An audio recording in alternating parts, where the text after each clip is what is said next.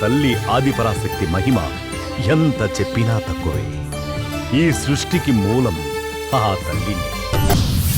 ఈ బ్రహ్మాండం అంతటినీ సృష్టించింది మహాశక్తి. అదే మూలశక్తి, ప్రథమ శక్తి, ఆదిశక్తి. అదే ఆదిపరాశక్తి. చూడండి,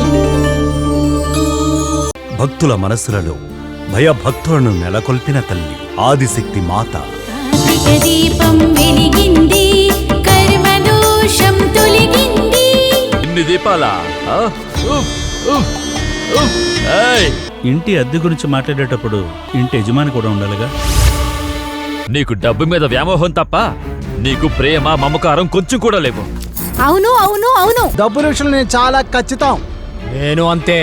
డబ్బు గురించి తెలిసినోడికి దాన్ని ఎలా కాపాడుకోవాలో కూడా తెలిసే ఉంటుంది. ఏయ్, నేను గాని తలుచుకుంటే నిన్ను చంపడానికి 100 మందిని లైన్లో నుంచో పెడతాను. బిజినెస్ కని చెప్పి 15 లక్షలు అప్పు తీసుకున్నారు. అది నీకు తెలీదా? ఓం మహామాయే, ఓం కాపాలికే, ఓం రుద్రనేత్రే. పూజలు పునస్కారాలు చేసుకుంటే డబ్బులొస్తాయనుకుంటే నేను ఆఫీస్కే వెళ్ళను. నేనెవరు అంటారా?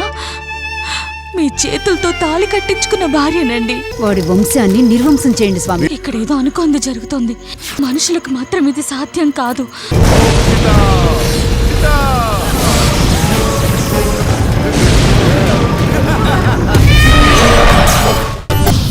ఆదిశక్తి శ్రీ ఆది